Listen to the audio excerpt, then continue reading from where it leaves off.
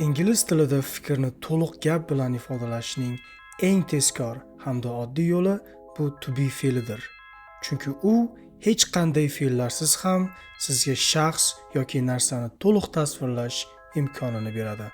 Bu mavzuga chuqur kirishimizdan avval esa subjective pronouns, ya'ni ega olmoshlarini qisqacha ko'rib chiqamiz.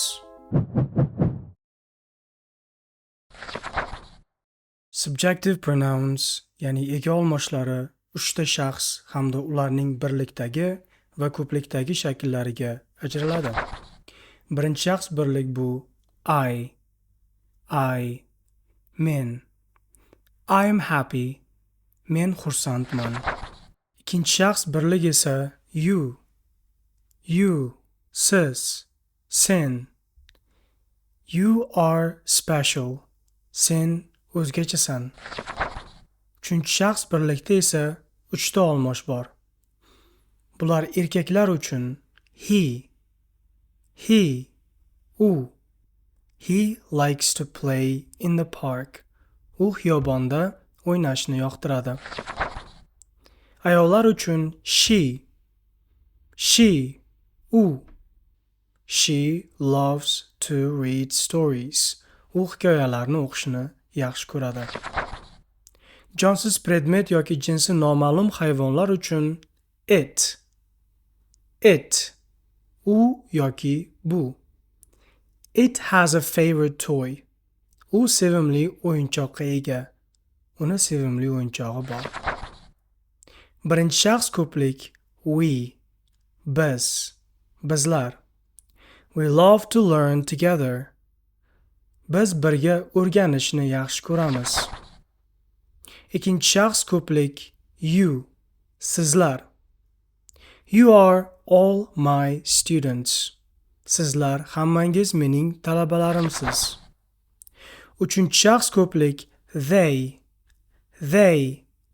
ular. They are playing in the park. Ular xiyobonda o'ynashyapti.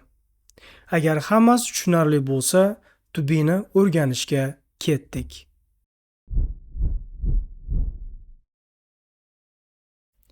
To be qanday shaxs gapda ega bo'lishiga qarab hozirgi zamonda har xil ko'rinishga ega bo'ladi. Hozir esa to be'ni ega olmoshlari bo'yicha tuslanishini ko'rib chiqamiz.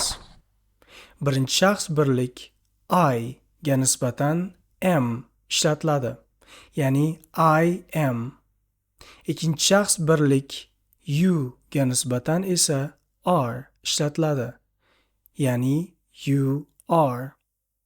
Yuqorida aytib o'tganimdek, uchinchi shaxs birlikda uchta olmosh bor. Bular he erkaklarga, she ayollarga, it jonsiz predmet yoki jinsi noma'lum hayvonlar uchun edi. He, she va it ga nisbatan is ni ishlatamiz. Ya'ni he is, she is, it is. Birinchi shaxs ko'plik we ga are ishlatamiz. Ya'ni we are. Ikkinchi shaxs ko'plik you ga are ishlatiladi. Ya'ni you are. Va nihoyat, uchinchi shaxs ko'plik they ga are ishlatiladi. Ya'ni they are. To be'ni darak shakli shunchaki ega va undan keyin egiga xos to be shaklini qo'yish orqali yasaladi. Hozir esa to be'ni darak shaklidagi gaplardan misollarni o'qib chiqaman. Siz esa men bilan birgalikda qaytarib, ega olmoshlari bo'yicha to be'ni ko'rinishi qay tarzda o'zgarishiga va o'zbekcha tarjimalariga e'tibor bering. I am smart. I am smart. He is a student. He is a student. She is creative. She is creative. It is a computer. It is a computer. You are generous. You are generous. We are architects. We are architects. They are honest. They are honest. Endi esa navbatni to be'ning so'roq shakliga beramiz. To be'ning so'roq shakli to be'ni egidan oldinga o'tkazish orqali yasaladi. Misol uchun ekraningizdagi gaplarga qarang. Bularning barchasida to be'ning am, is, are shakllari egidan oldin kelyapti. Hozir esa birgalikda so'roq gaplarni o'qiymiz. Siz esa gaplarning tarjimasiga hamda so'roq shaklida to be gapning qaysi qismida kelayotganligiga e'tibor bering. Am I diligent? Am I diligent? Is he an engineer? Is he an engineer? Is she polite? Is she polite? Is it a masterpiece? Is it a masterpiece? Are you ambitious? Are you ambitious? Are we pioneers? Are we pioneers? Bu yerda pioneers, kashshof, ya'ni asos soluvchi ma'nosini bildiradi. Are they reliable? Are they reliable? Va nihoyat, to be'ning inkor shakli not inkor yuklamasi orqali yasaladi. Not inkor yuklamasi esa gapda to be'dan keyin keladi. Darak gaplarni osongina to be'dan keyin not inkor yuklamasini ishlatib inkor gapga aylantirish mumkin. Hozir esa birgalikda inkor gaplarni o'qiymiz. Siz esa gaplarning tarjimasi va inkor shaklida not inkor yuklamasining joylashuviga ahamiyat bering. I am not clumsy. I am not clumsy. Clumsy bu yerda beso'naqay ma'nosida. He is not a lawyer. He's not a lawyer. She is not jealous. She's not jealous. It is not a problem. It's not a problem. You are not reckless. You're not reckless. We are not competitors. We're not competitors. They are not lazy. They're not lazy. Agar hammasini tushungan bo'lsangiz, demonstratives, ya'ni ko'rsatkich olmoshlarini o'rganishga ketdik.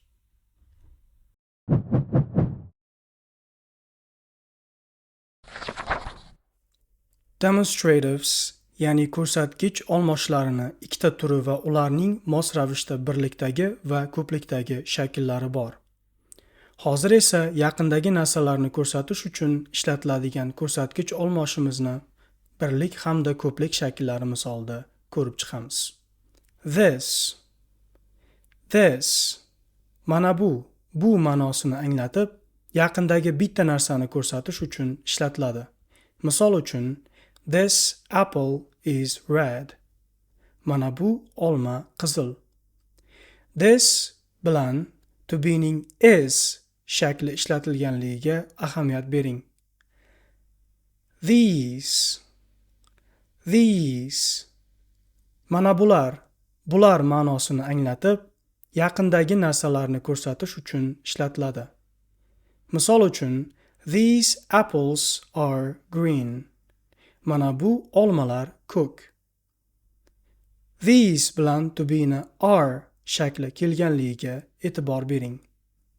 Endi navbat uzoqdagi narsalarni ko'rsatish uchun ishlatiladigan ko'rsatkich olmoshimizni birlik hamda ko'plik shakllariga keldi. That anavi yoki ana bu ma'nosini anglatib, uzoqdagi bitta narsani ko'rsatish uchun ishlatiladi. Misol uchun, that apple is red. Anavi olma qizil. That bilan to be ning is shakli ishlatilganligiga e'tibor bering. Those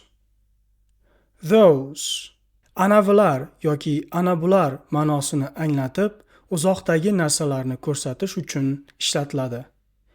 Misol uchun, those apples are green. Anavi olmalar ko'k.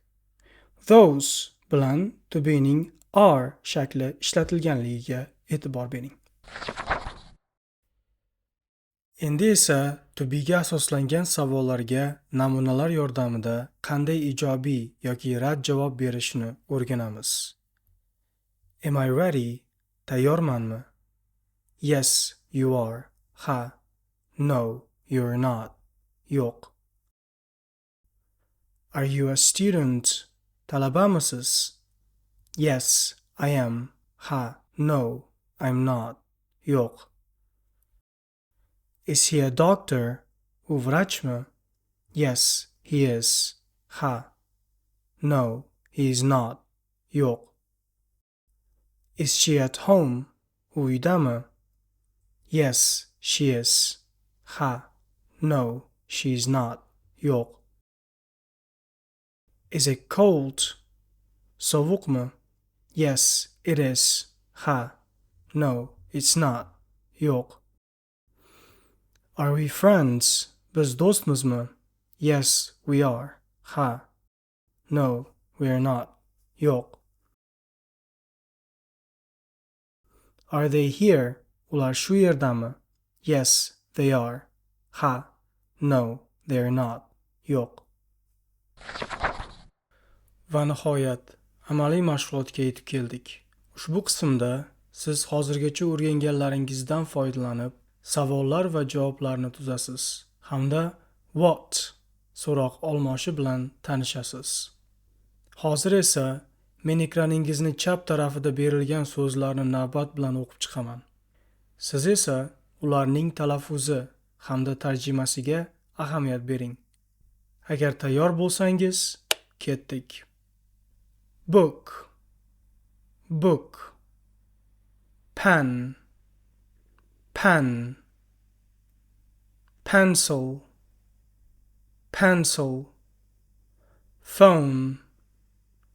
phone, bag,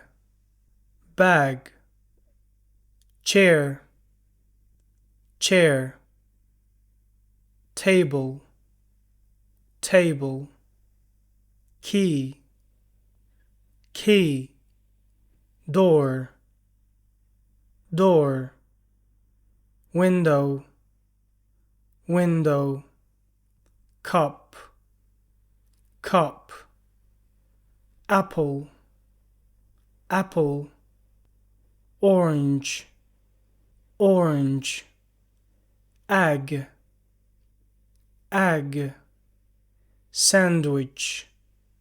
sandwich, bottle, clock, lamp, notebook,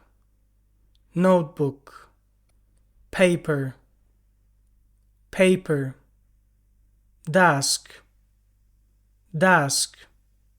sofa, TV, shirt, jacket, shoe, hat, watch, umbrella, eraser. Ekraningizni o'ng tarafida what ishtirok etgan 6 ta savol, javobli gaplarni o'qib chiqaman. Siz esa ushbu strukturalardan qanday foydalanilayotganiga e'tibor bering. What is this? Bu nima? This is a pen. Bu ruchka. What's that? Ana bu nima? That is a car. U ana bu mashina. What are these? Mana bular nima? These are books. Bular kitoblar. What are those? Ana bular nima? Those are chairs. U ana bular stullar. What is this? Bu nima? This is an apple. Bu olma. What are these? Bular nimalar? These are oranges. Bular apelsinlar. Endi esa navbat tasdiqlash savollariga. This yoki that bilan tuziladigan tasdiqlov gaplari yes, it is, no, it's not bilan javob beriladi. These yoki those bilan tuzilgan tasdiqlov savollariga esa yes, they are, no, they are not bilan javob beriladi. Misol uchun, is this a cat? Bu mushukmi? No, it isn't. It's a dog. Yo'q, bu it. Is that a table? Bu stolmi? Yes, it is. Ha. Are these windows? Bular derazami? No, they're not. Yo'q. Are those books? Ana bular kitoblarmi? Yes, they are. Ha. Endi navbat sizga biz takrorlagan 30 ta so'zlar hamda namunalardan foydalanib shu kabi savollar va javoblarni yasang. Possessive adjectives egalik sifatlari ingliz tilida biror narsa yoki buyumning kimga tegishli ekanligini ifodalash uchun ishlatiladi. Egalik sifatlaridan keyin albatta ot kelishi shart ekanligini unutmang. Hozir esa possessive adjectives, ya'ni egalik sifatlarini birma-bir o'rganib chiqamiz. My. This is my school. Is that my present? My name is Bakhtiar.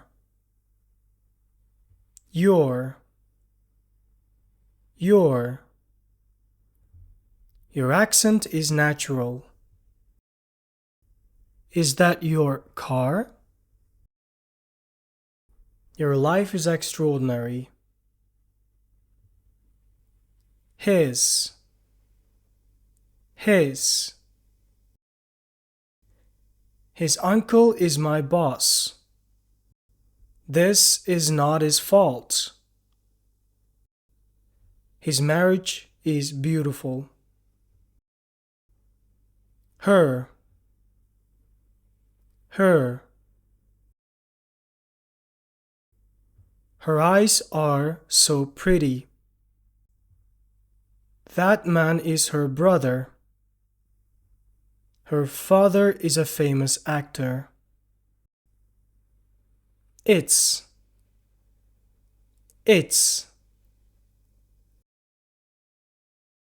This is my dog.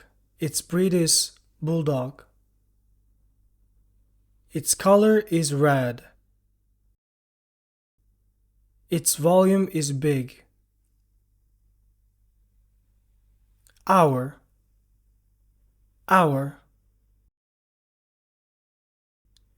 That's our school. Our university is popular. She is our mother. There. Their courage is noteworthy. This is not their apartment. Is that their university? Ushbu amaliy mashg'ulot bo'limida o'rganganlarimizni real gaplar misolida mustahkamlaymiz. Chap tomonda kundalik hayotda eng ko'p ishlatiladigan 30 ta odamlar va kasb-hunar nomlari berilgan. O'ng tomonda esa ular ishtirokidagi tayyor modellarning ayrimlari who so'roq olmoshi bilan tuzilgan. Ro'yxatdagi so'zlarni ketma-ketlikda talaffuzi va ma'nosi bilan birga ko'rib chiqishni boshladik. Teacher, teacher. Student, student. Doctor, doctor. Nurse, nurse. Friend, friend. Mother, mother. Father, father. Sister, sister. Brother, brother. Son, son. Daughter, daughter. Driver, driver. Chef, chef. Manager, manager. Pilot, pilot. Boss, boss.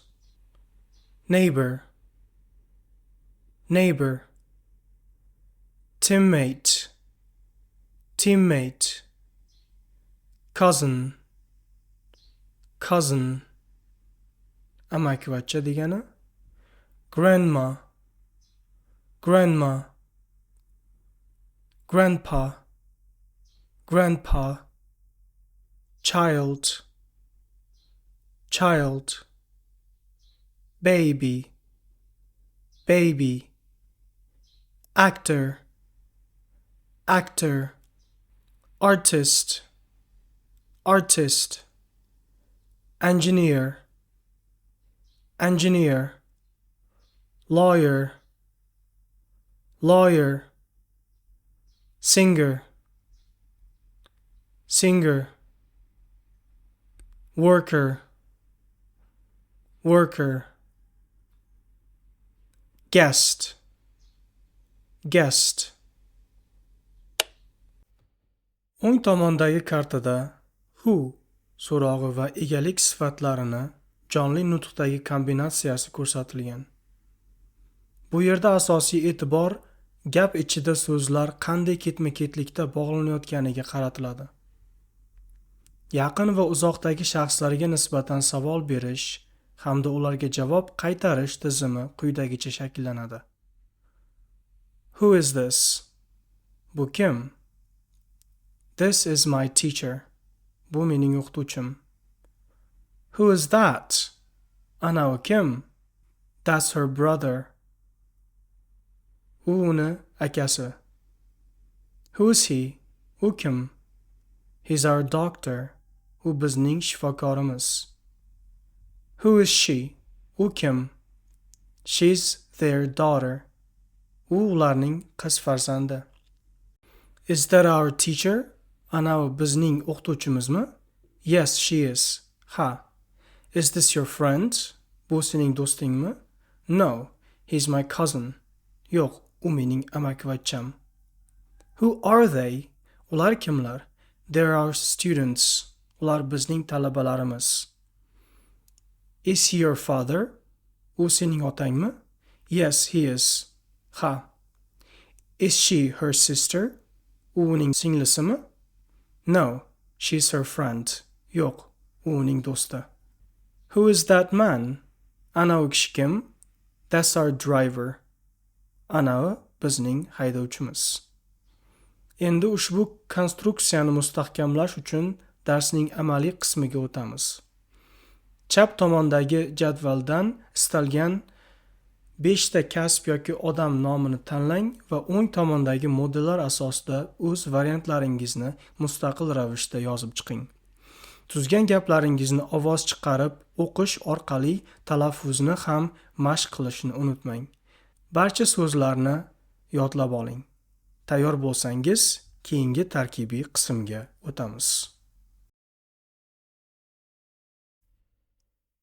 Otlarga s qo'shimchasini qo'shish orqali ko'plik shaklini yasaladi. Misol uchun, apples, apples, olmalar. Bats, bats, ko'rshapalaklar. Cars, cars, mashinalar. Frogs, frogs, qurbaqalar. Kites,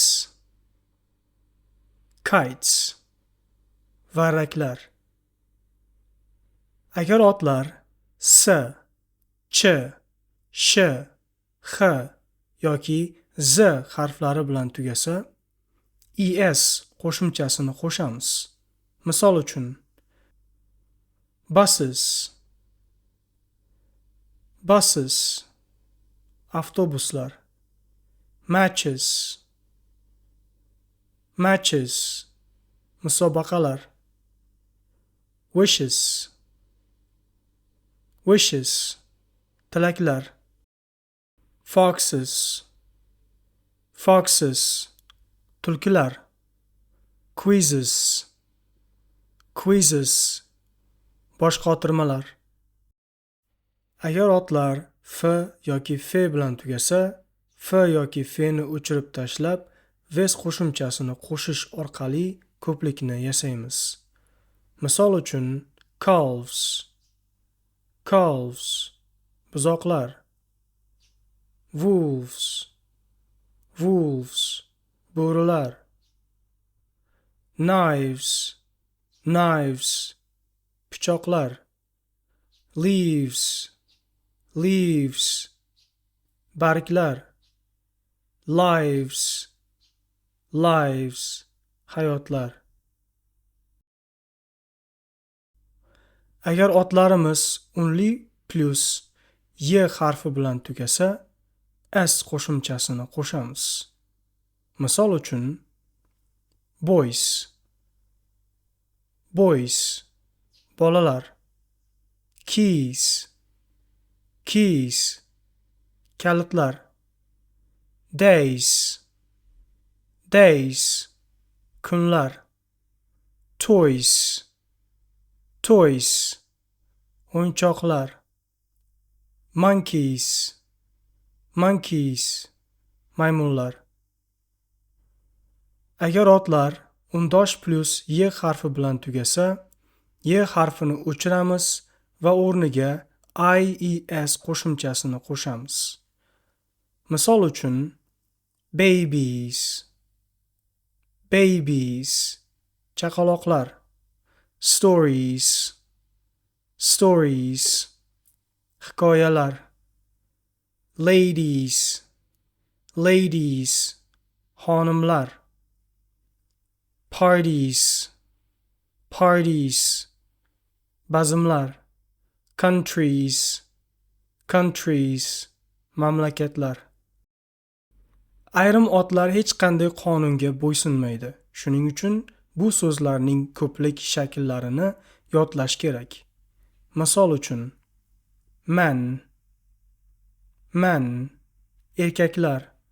Woman, woman, ayollar. Children, children, bolalar. Teeth, teeth, tishlar. Feet, feet, oyoqlar. Agar otlar unli plus o harfi bilan tugasa, s qo'shimchasini qo'shamiz. Misol uchun, zoos, zoos, zooparklar. Videos, videos, videolar. Radios, radios, radiolar. Stereos, stereos, stereolar. Studios, studios, studiyalar. Agar otlar undosh plus o harfi bilan tugasa, es qo'shimchasini qo'shamiz. Misol uchun, potatoes, potatoes, kartoshkalar. Heroes, heroes, qahramonlar. Echoes, echoes, aks sadolar. Tomatoes, tomatoes, pomidorlar. Hayratlanarlisi shundaki, quyidagi otlarning ko'plik shakli birlik shakli bilan bir xil. Misol uchun, sheep, sheep, qo'ylar. Deer, deer, kiyiklar. Fish, fish, baliqlar. Swine, swine, cho'chqalar. Moose, moose, bug'ular. Navbatdagi amaliy mashg'ulotimiz bevosita sifatlar va ular ishtirokida maxsus savollar tuzishga qaratiladi. Sifatlar nutqimizni boyitish va narsalarning xususiyatlarini aniq tasvirlash uchun juda muhimdir. Chap tomondagi kartada eng ko'p ishlatiladigan 30 ta asosiy sifatlar antonimlari bilan juftlikda berilgan. O'ng tomonda esa ushbu sifatlar yordamida miqdor, daraja yoki holatni so'rashga mo'ljallangan maxsus model tahlil qilingan. Hozir esa jadvaldagi so'zlarni talaffuzi va ma'nolari bilan birma-bir ko'rib chiqamiz. Old, old. Young, young. Tall, tall. Short, short. Heavy, heavy. Light, light. Long, long. Short, short. Big, big. Small, small. Wide, wide. Narrow, narrow. Deep, deep.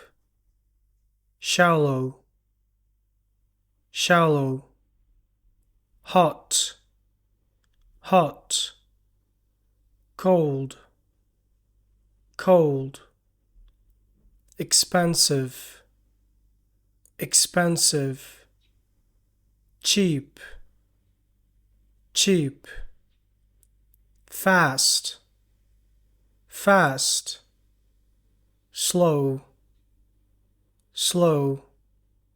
Strong, strong. Weak, weak. Brave, brave. Intelligent, intelligent. Happy, happy. Sad, sad. Difficult, difficult. Easy, easy. Beautiful, beautiful. Boring, boring. O'ng tomondagi kartada how plus sifat modeli ko'rsatilgan. Ingliz tilida biror narsaning yoshi, o'lchami, narxi yoki darajasini aniq bilmoqchi bo'lsak, how so'rog'idan keyin to'g'ridan-to'g'ri sifatni qo'yamiz. How plus sifat o'zbek tiliga qanchalik deb tarjima qilinadi. Ushbu strukturani qo'llanishini ko'rib chiqamiz. How old is she? Uning yoshi nechada? She's 25. U 25 da. How tall are you? Qanchalik balandsiz? Bo'yingiz qancha? I'm 1.8 meters tall. Bo'yim 1.8 metr. How expensive is this? Bu qanchalik qimmat? This is $100. Bu $100. How big is their car? Ularning mashinasi qanchalik katta? It is small. U kichkina. How hot is the coffee? Kofe qanchalik issiq? It is hot. U issiq. How interesting was the movie? Film qanchalik qiziqarli edi? It was boring. U zerikarli edi. How difficult are these exercises? Bu mashqlar qanchalik qiyin? They are easy. Ular oson.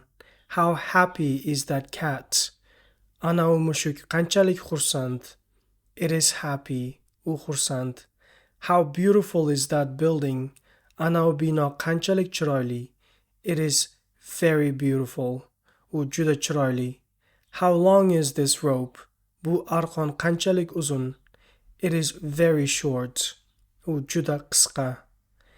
Endi ushbu modelni mustaqil ravishda qo'llab ko'ramiz. Chap tomondagi jadvaldan o'zingizga ma'qul bo'lgan boshqa sifatlarni tanlang va o'ng tarafdagi kabi how plus sifat tuzilmasida yangi savol, javoblar hosil qiling. Yozgan gaplaringizni ovoz chiqarib o'qing va tarkibiy tuzilishiga e'tibor bering. So'zlarni yodlab olishni unutmang. Agar tayyor bo'lsangiz, darsimizning keyingi qismiga o'tamiz.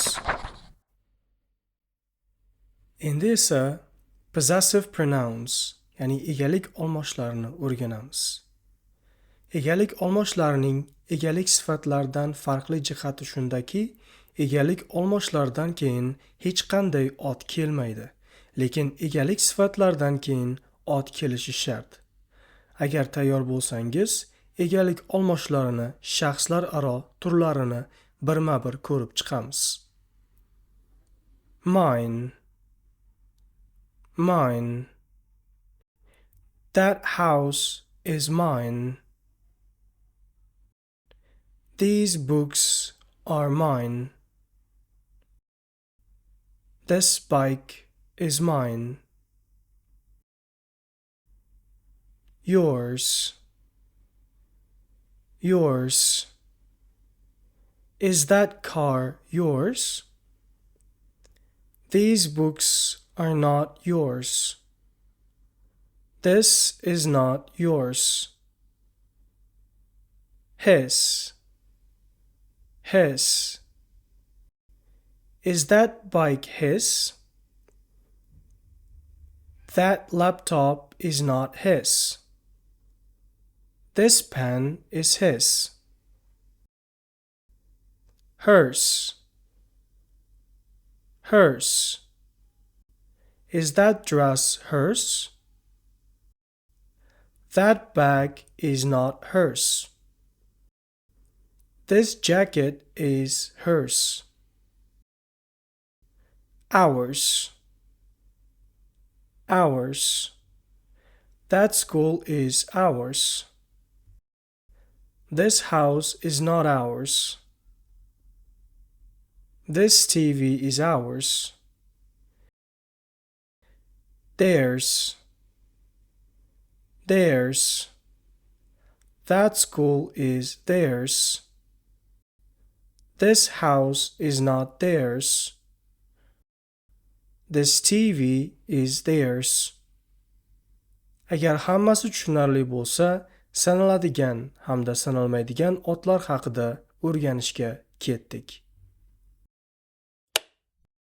Otlar sanaladigan va sanalmaydigan turlarga ajraladi. Hozir sizlar bilan ularni qanday farqlab olishni o'rganamiz. Ingliz tilida sanaladigan otlar bular biz odatda donalab sanaydigan narsalar yoki tushunchalar kiradi. Misol uchun apple, book, car, student. Sanalmaydigan otlar bular biz donalab sanab bo'lmaydigan otlar tushuniladi. Bularga water, rice, money, time kiradi. Misol uchun, biz hech qachon menga bitta pul, ikkita pul bering demaymiz. Va nihoyat, artikllar mavzusiga keldik. Noaniq artikl birinchi marta aytilayotgan yoki gapiruvchiga aniq bo'lmagan otlar oldidan ishlatiladi. Agar sanaladigan ot undosh tovush bilan boshlansa, artikli ishlatiladi va ma'nosi biror bir deb tushuniladi. A book, a car, a doctor. Agar sanaladigan ot unli tovush bilan boshlansa, an artikli ishlatiladi va ma'nosi biror bir deb tushuniladi. An apple, an egg, an hour. Aniq artikl the esa olamda yagona yoki gapiruvchiga ma'lum otlar oldidan ishlatiladi va ma'nosi ana o'sha deb tushuniladi.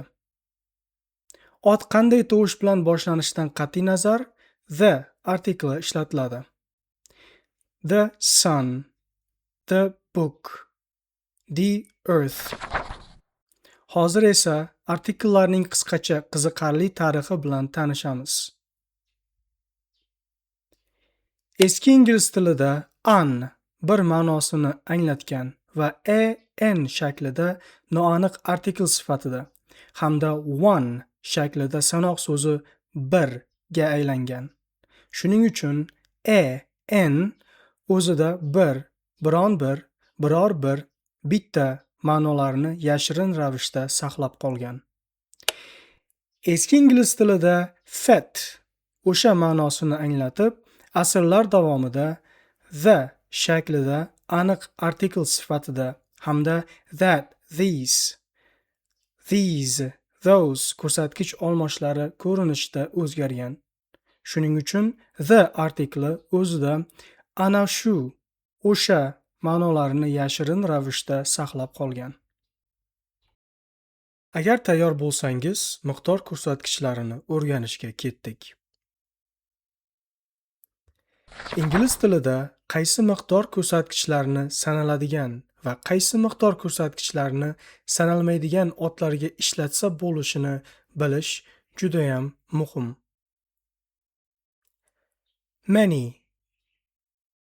Many, ko'p va few, kam. Miqdor ko'rsatkichlari faqat sanaladigan otlar oldidan ishlatiladi. Misol uchun, many books, few friends. Much, ko'p va little, kam, oz. Miqdor ko'rsatkichlari faqat sanaladigan otlar oldidan ishlatiladi. Misol uchun, much water, little time. A lot of, ko'pgina hamda some, bir oz, bir nechta. Ham sanaladigan, ham sanalmaydigan otlar oldidan ham ishlatilaveradi. Lekin some sanaladigan otlar oldidan kelsa, bir nechta deb, sanalmaydigan otlar oldidan kelsa, bir oz deb tarjima qilinadi.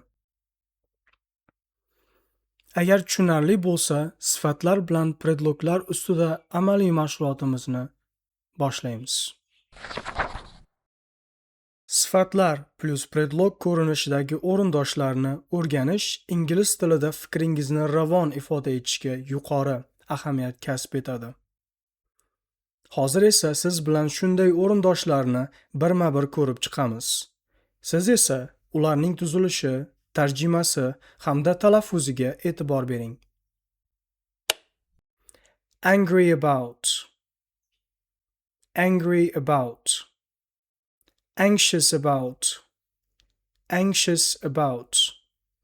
excited about, excited about, happy about, happy about, upset about, upset about, concerned about, concerned about, passionate about, passionate about, worried about, worried about, confused about, confused about, curious about, curious about, sad about, sad about, enthusiastic about, enthusiastic about, afraid of, afraid of, ashamed of, ashamed of, aware of, aware of, tired of, tired of, jealous of, jealous of, full of, full of, proud of, proud of, good at, good at, bad at, bad at, grateful for, grateful for, good for, good for, famous for, famous for, responsible for, responsible for, sorry for, sorry for, known for, known for, interested in, interested in, scared of, scared of, fond of, fond of. Endi esa ekraningizni o'ng tarafida biz tanishgan iboralarni gaplar misolida ko'rib chiqamiz. I am happy about my exam results. I am happy about my exam results.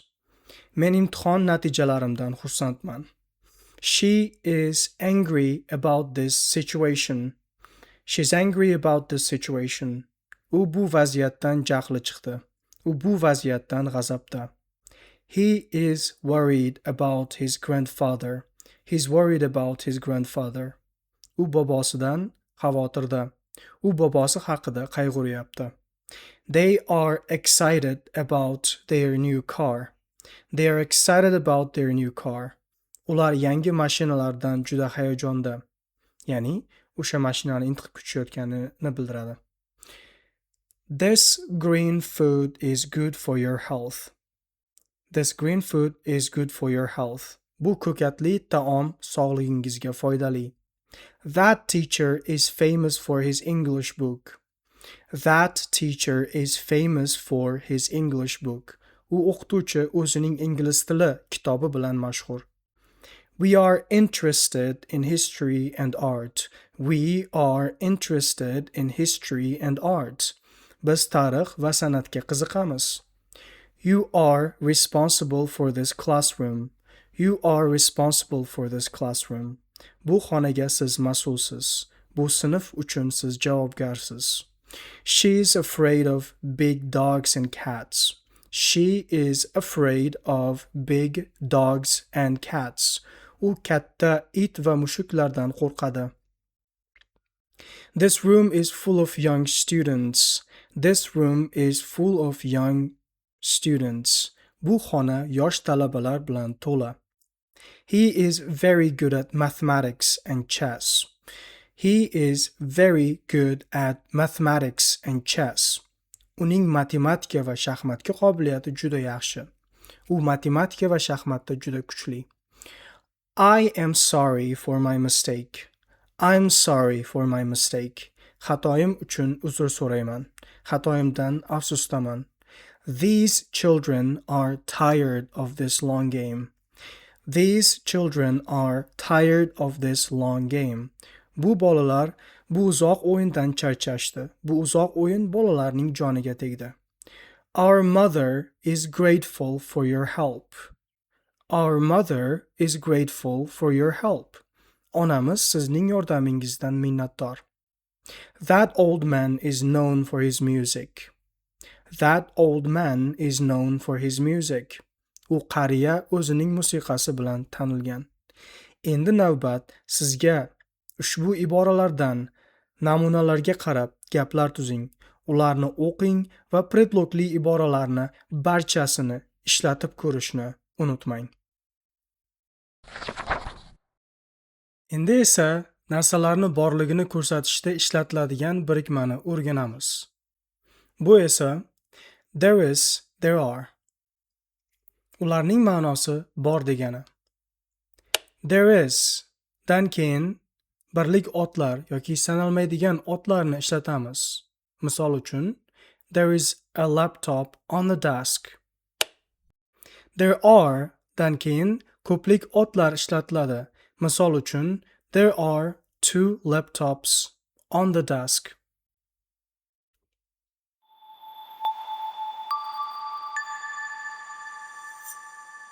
On the desk. There is a laptop on the desk. In the corner. There are 2 chairs in the corner. At the entrance. There is a guard at the entrance. Under the table. There is a cat under the table. Next to the window. There is a chair next to the window. Behind the door. There is a coat rack behind the door. In front of the school. There is a bus stop in front of the school.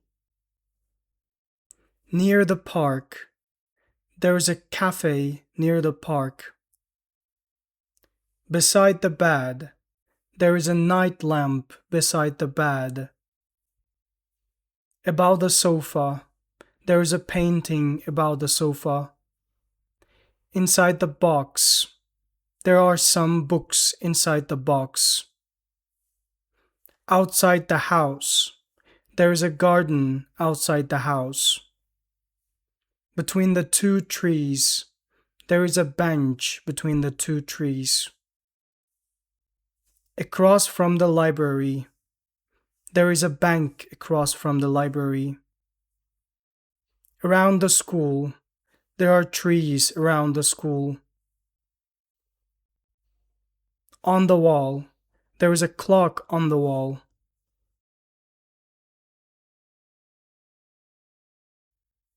In the fridge. There is some milk in the fridge. At the bus stop. There are some people at the bus stop. Under the bed. There are shoes under the bed. Next to the sink. There is a sponge next to the sink. Behind the curtain. There is someone behind the curtain. In front of the mirror. There is a hairbrush in front of the mirror. Near the river. There is a small bridge near the river. Beside the garage. There is a bicycle beside the garage. Above the fireplace. There is a mirror above the fireplace. Inside the drawer. There are some keys inside the drawer. Outside the classroom. There are students outside the classroom. Between the buildings. There is a narrow alley between the buildings. Across from the hotel. There is a pharmacy across from the hotel. Around the campfire. There are many children around the campfire. On the shelf. There are several trophies on the shelf. In the wardrobe. There are many clothes in the wardrobe. At the traffic light. There is a red car at the traffic light. Under the bridge.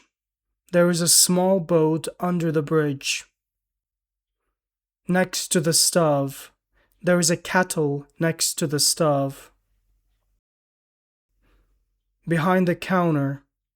There is a cashier behind the counter.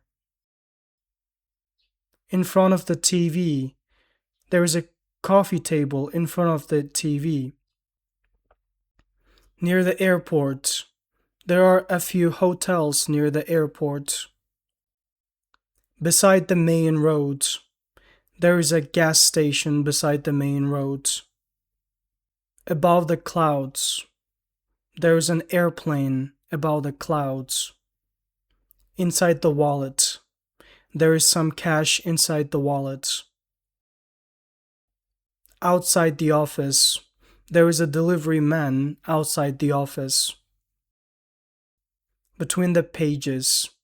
There is an old photo between the pages. Across from the park. There is a supermarket across from the park. Around the fountain. There are some benches around the fountain.